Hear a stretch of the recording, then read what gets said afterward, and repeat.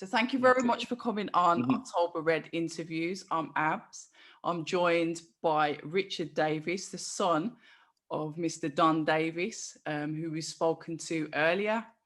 Um, wow, Richard, your dad, what an absolute Yeah. diamond, what an absolute Yeah. golden nugget in the sport of boxing. Nugget. I'm kind of, Yeah. I'm going Yeah. to be honest, I'm kind of embarrassed that I never knew much about him until Mm. today. Until obviously I started to research, but obviously speaking to him today, everyone Yeah. seems to know who he is. Um, the The fighters that he's boxing, real trained, boxing fan. yeah, Yeah. the Yeah. real boxing. I'm on the casual. I'm back on the casual bench now because I clearly know nothing. But talk to me a little bit about your boxing uh, career, because your dad's touched on him not wanting you to box, and yeah. lo and behold, you get involved. Talk to us Yeah. about that. Well, I didn't. Well, I was at the Miguel's Boxing Club, Yeah. and to be honest, it's always been in the blood. But we come from a background of where we were told what we had to do. Dad and mum wanted us to educate ourselves, and that's a traditional Caribbean thing. Have You go to ambition. school, you learn, you do this. Yes. You must have Ambition, yeah, ambition. Yeah. yeah. That isn't that. That's That was what a it key was, word in our and home. so Yeah. yeah. But what Dad didn't realize was that all those years he's been taking to me since I was 3 years old. 3 years old to the Thomas à Becket. I Okay. was digesting a lot of stuff. I saw some great fighters, Maurice Hope, Dennis Andrews, Errol Christie. There was Lascelles. You remember Lascelles? Oh, there was.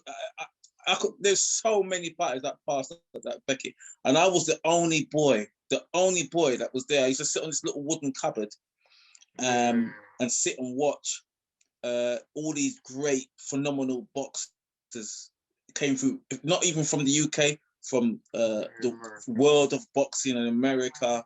It was fantastic. So, and in those days, there was only 2 bags and a ring, right?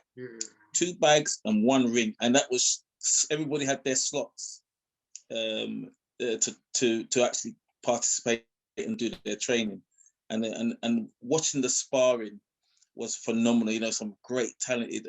The sparring is so much different than what it is now. The sparring then, it had rhythm, it was sophisticated, it was technical. It was like 2 ballerinas in the ring, just picking at each other. It was beautiful to watch. The sparring now, I'm sorry to say, it's lost all of that. It's flawed. It's just, there's no movement within the ring now. Everybody stays in the center of. You watch fights now, hardly anybody's moving. They're all staying in the center of the ring. Everybody, they say don't stay in the corner. Stay Those off the days ropes. boxers could move in the corner. Yeah, rope a dope. That expression that they use. So I watched all of that from when I was young, and I digested so much. I didn't even realize I was digesting it. That's the thing. It was only later on when I started to go to the Miguel's Boxing Club, and I got a feel and a taste. Ooh, Role model. you Then it froze was again. obviously my dad. Oh, did I freeze? Yeah. Am I there? Yeah. You said that Okay. you went to Miguel's and So that's when you got the taste. yeah, no, it was even before Miguel's, wasn't it? Yeah, the gym up under the bridge. Under the bridge. Yeah, what was it called? I don't know the name of that. Heartbreak Hotel. Heartbreak Hotel on Peckham High Street. A big factory it was, and I remember it was a huge factory. It had so much potential. He opened it up, and I remember some really brilliant fighters coming in there. I used to spar with Isaac Chuckle. Was it Chuckle? Isaac? Brilliant. I think he was going to do really well. and unfortunately he didn't do as well as we expected. I used to spar with Ted Bammy. I really used to have some great sparring sessions. Okay. Very technical, very fast, very aggressive, and I always used to have to think on my feet when I was sparring with him. I moved, you know, and I didn't want to stay there. I had to think. Dad showed me certain ways that, if the guy's coming forward, sometimes you got to defend, but take the step back and then throw the shot. Okay. So he's gonna get hit on the way up, on the way in, should I say? Yeah. So there was loads of little things that was really good. And then I boxed in the novice championships, and I boxed against the army, which was a fantastic experience because it was really funny because when you box against the army, they're all kitted out. Everybody's kitted out from the bags, their bags, their clothes. They all had the same thing on it. There's a few of us boys all ragamuffin dressed in how we want to dress, and we go to this show, and you can't tell who you were going to fight. So there must have been about 24 fighters on the night. You couldn't tell which fighter you were going to fight, and I just was like, "Whoa, this is the waiting that gets to me." Yeah.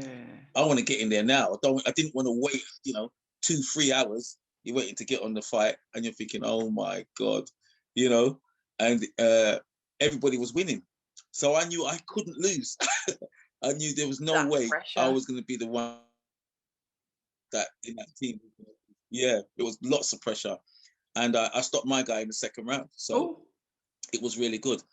But I decided from way back that I think by the time I finished the amateurs, I was 40, innit? Yeah, I was 40. No way. So I couldn't make that decision to turn. I didn't have enough fights to turn pro, put it that way. And I like the amateur scene. Yeah. But at the weight as well, at my weight, 60, what was I, 69, 64, it was very hard to get a lot of fights at that weight. Maybe at the heavier weights, you get a few more people, but I was light, very light, and it was up to the trainers to get me the fights. So I just decided, you know what, let's become a coach at 40. I can just switch and, get some good fighters in and go from there sort of thing. And that's where the training has developed over the last, 7 years. So pulling it back then, what your dad said that you started boxing when you were 15. When did you actually go amateur? How old were you? I went amateur. Yeah, I went 13, I think, 14. Queens Road. At Queens Road, yeah, at Queens Road. Yeah. I was amateur for a long time, but Right. trying to get fights was really hard. Right. Is that what helped you make the decision out not there. to turn pro? Did that influence your decision? No, not I to just turn felt pro? that. Yeah, I didn't have the experience that I wanted. Yeah, I didn't have the experience. And nowadays, fighters now, they don't even want to turn pro. They just want to box. They don't want to turn amateur. They just want to box. So they're turning pro far too quick. And I think you need to have a basic pro amateur career in order to move to the pro settings. I've always said that, but for me, yeah, it wasn't enough. It wasn't enough. So when did it click to you? You was like, okay, I'm not the pro game. Okay, I'm not going to do this. But once again, you're following in your father's footsteps, like to do the training. You said you were 40 and then you made that decision. Okay, I know the sport. I've been in it since 3 years old. And you said, okay, let's start training. What flipped the switch for you to say, okay, not pro, let's be a trainer. Let's be a coach. Okay, so what happened was I got a call. I was at Miguel's training fighters anyway, in the amateurs. I didn't even have my amateur license yet. And then I got a call one day from Pastor Lorraine Jones, whose son died, the late Dwayne Simpson. He died of a stabbing. And so she knew that I was doing boxing at the Miguel's Boxing Club, and she asked me whether or not I would do any community work, which I'm not going to say no to that, because that's something close to, I think, everybody's heart, right? Building these young female and male people together so that they can do something with their lives. So I accepted the post, and it was a really, really learning curve for me in how to develop fighters quickly. Within the first 2 to 3 years, we didn't have any competitions. We just trained. I just trained them and trained them and trained them. And then I said to her, I'm going to actually now affiliate the club. So I spoke to Miguel's and I said, look, I'm going to affiliate my own club now and develop amateur boxers from there. And that's when it all started. And we had something like the first 60 fights, and we only lost like 4 in our first season. I had a middleweight that just tore up the division, the 75 kg that tore up the division. And then we decided year before last, went to the MTK Box Cup, which is a brilliant box cup to go for the amateurs. I think it's just brilliant for the experiences and the travel, so that they get the real life experience of how the pros would really develop. And we won a gold medal at that one. And then I decided that I wanted to bring all of the boys to the MTK Box Cup this time to challenge for every single title there was in every different weight. And COVID happened, so we couldn't go. So after that now, I wanted to follow my dad's legacy. I think it was really important for people to know who he is, what he's been doing over the years. He's had some great fighters, British champions, European champions, world champions, but no one don't know about him, which is ridiculous. That part. So I decided to leave Dwaynomics so that I could follow my father's legacy and create the Don Davis Boxing Academy, and keep his history of how his style of boxing is, because his style is a very difficult style to learn. Really? And you do need patience. Talk to me about that. You Talk do to me need about his patience. style. Well, Dad doesn't like to move much. I do. Dad is a master at defense, master technician at defense. He can stay in the pocket and not get hit. And the movement within that defense is, the fight will be dazzled. They'd be lost. And that's why he's good at what he does. He can set up a pro boxer from the beginning, set him straight. And once he's set straight, he can climb all the way up the ladder once he set himself straight. But it is a difficult thing to learn, that movement inside, and to know how to, when the person's throwing a jab, know how to defend from a jab and give the jab back. Yeah, there's things there like what you would do when the fighter's jabbing, you jab with him. Messes up his emotions, messes up his feelings. He ain't expecting that jab to come back, you know. At the same time, he's throwing it. Almost like a mirror. You know, the timing, like a mirror. Yes, absolutely. It confuses the boxers, and we do it at the amateur gym. We try and get them to throw the jab with the jab, because what's happening now these days is that guy's throwing the jab, then he waits for it to come up, then he throws the jab, then that one throws the jab, then it's more countering. But what we're doing is we're trying to break them down and destroy that jab, so he has less confidence in throwing it himself, because he knows he's going to get it straight back. So that was one of the things we looked at. The other thing was the body shots. We've always learned about body shots. Within inside the range of a fighter, there's a sequence that Dad uses. I know it by heart, and it's the uppercut, left foot, right cross. When you're inside with that fighter, you have to throw that sequence. They don't throw it enough here. Yeah. When you get back into sparring, it's a beautiful sequence to throw.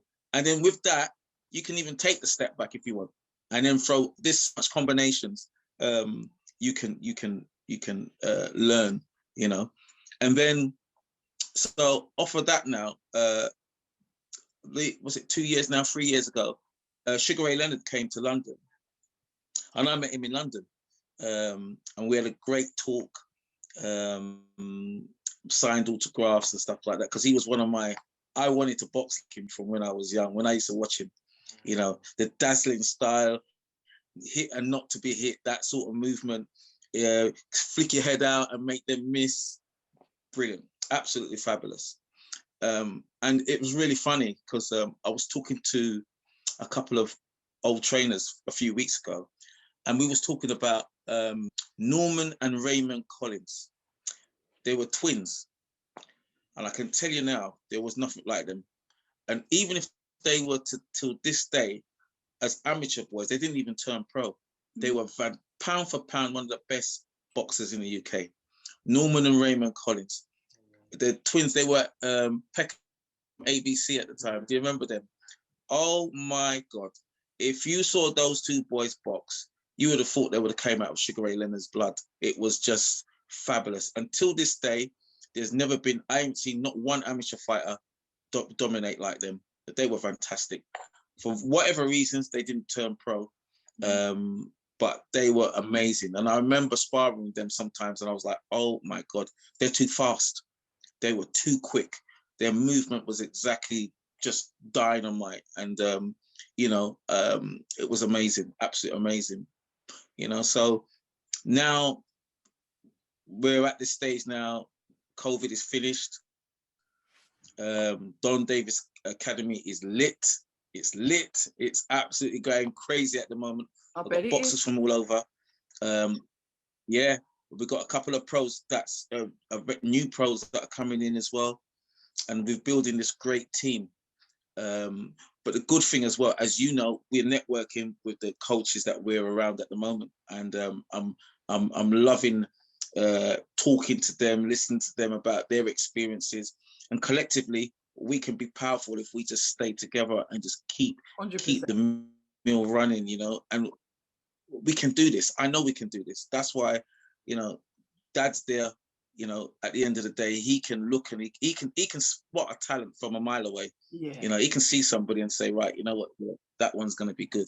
You know, I remember one guy though that I sparred with. He was a pro guy, Italian. Was he Italian or Moroccan? I think Morocco. Moroccan. Dad trained this guy, and I tell you what, his movement, I couldn't pick it. I couldn't. His movement was just, he'd throw punches from all different directions. You don't know whether he's coming or going, and then he'd be off, you know. That's all. And that, yeah. So I know that's, you know, Dad's skills were, you know, when they listen, the foundation of boxing, they can get it. And once they get it, it makes their boxing more easy, you know. But nowadays, as Dad said, all these dazzling pad work, the boxers are telling the trainers how they want to fight, and that's not the way it should be. Yeah, that makes me very we hear nervous. it all the time. Yeah, that makes me really nervous. So, you've got a trainer for a reason. They're like the third eye, aren't they? They're the ones that can see what you can't. Absolutely. So you know, you've got two of these. Absolutely. And one of these for a reason. Yeah, absolutely. And you must have a game plan when you go into a fight. I think sometimes you must have an A, a B, and a C plan. If one plan don't work, the second one must work, and the second one don't work, then the third one must work. And it's about versatility, you know, showing the fighters that things can work if they just listen and concentrate. You know, loads of things can happen, and that's trained some really good fighters. But as I said, bit of liberty taking, and even up until a couple of years ago, I said to Dad, right, I'm going to sit down with these fighters, some of these fighters, and I'm going to dictate which ones you train from, which ones you don't train. You know, and that's the way it's going to be now, so that he gets the best out of it. You know, and go from there. Yeah. So how can we find the Don Davis Boxing Academy? How do we find you? I want to come and visit. Where are you? Yeah, we're at the Black Prince Trust, which is a phenomenal trust. They do basketball and football there, and it's in the heart of Kennington. It's actually right about 10 minutes walk from David Hayes' gym. You know, we've got 2 rings, we've got Untold Space, we've got Sprint Track, we've got a multi-gym inside of that as well, which the boys are using. And I'm just watching this space because it's going to be a phenomenal year once everything opens up.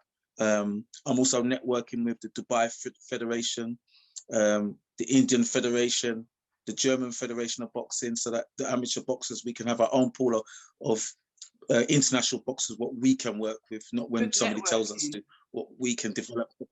Yeah, we're doing a lot of that. So I'm really looking forward to getting a few boys out there and them coming to us once we can. You want world champions, you need world experience. I keep saying it. That's right. You can't true, be a world talk. champion just Very fighting, true. Fighting everyone that you know. You've got to go out there, you've got to travel. So that's a really good thing about building up the network. How can we find you on social media as well? So it's Richard Davis _boxing. And I'm on the Facebook as well, Richard Davis Facebook, and Instagram as well. So we've got quite a few social media things going on. And we're just doing a Don Davis, he doesn't know that yet, a Don Davis Instagram page just for that. And they can see all these bits and pieces on there. And the website will be finished in the next couple of weeks. And then we're just gonna make everything all happen. So yeah. Looking for any like sponsorships or anything like that people can get involved in? Yeah, I mean, we're always going to look for sponsors because that's the name of the game, really. We've got a few coming in, but you know, I want to tap that Caribbean community. Try and this boxing thing is not just about boxing for us. It's about well-being, as I've said before. People talk about knife and gun crime, but they don't talk about the resources of it all and how it comes to how do the boys and girls do what they do, and without no one saying anything, no one sitting down with them. So now we've developed a counselling team as well. So we've got a team of counsellors that are going to be with us.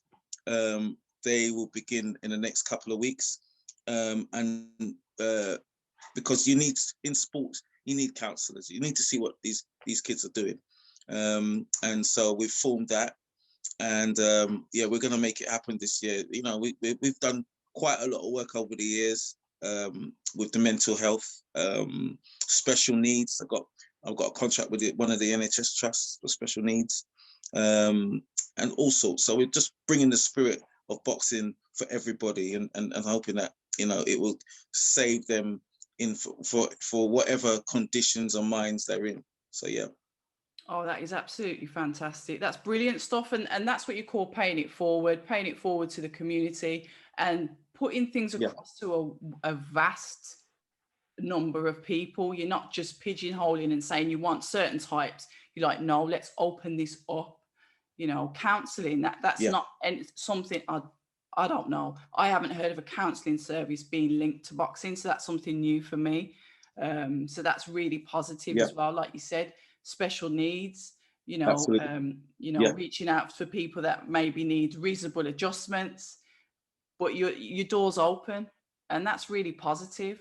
Doors are open. The doors are open. And there's one more thing I've done. I think I'm only the 3rd or 4th in the country, I believe. The boxer that trains people with dementia as well. So I've been on a few courses. So I'm doing that also. So yeah, it's going to be hopefully going to launch that in the next 4 to 5 weeks on a Sunday morning. Neurological. Because I believe that, it's a good thing to do. And where there was for the older generation, there is no community clubs anymore and stuff like that. So this boxing thing will help to keep things going, and words of wisdom from the older ones that can pass down to the younger ones, because that's what they need as well. So yeah. Thank you so much for taking the time to speak with me. I've really enjoyed it. No worries. I've been educated by your father, and then just to see you come on from that as well and continuing to pay it forward. Is there a little, Yeah. I don't know, Don Davis III that's going to carry it on from you and carry it on? And is this what we're doing? I don't think so. My son, he ain't gonna do no boxing. He just about can do any football at the moment. But my sons, I don't know, but they're there. They are there. They do come to the gym to support, which is good. Yeah. Yeah. You never know. You never know. So let's watch this space. 100%. Yeah. 100%. Listen, Yeah. I'm gonna come down to the academy. I'm gonna come and have a look. Yeah, please do some filming, see lovely. what you guys are about, and put that up on the channel. Let's get it out there. The good stuff that you're doing, the work in the community, you know, like you said, building that legacy, paying it forward, future generations, helping these kids, helping the elderly, helping everyone. Open doors. Come on into the Don Davis Boxing Academy. Thank you very much. Thank you for hosting. Thank you very much. And we'll catch up. I know you do. It's fantastic work you're doing. We'll catch up in 5 minutes on the WhatsApp. Yeah, I know. All right then. Listen, you have a great evening, and we will catch up on the WhatsApp. See what the boys are saying, and then one more. And we'll meet up again. Oh, we definitely will, Mr. Davis. We definitely will. You can show me some of your uppercut. You show me some of your side fighting. Tell me if I've got a gift or a curse. Anyway, listen, we'll speak to you soon. Yeah, good. All right. Take care. Take it easy. Yeah. All right. See you in a bit. All right.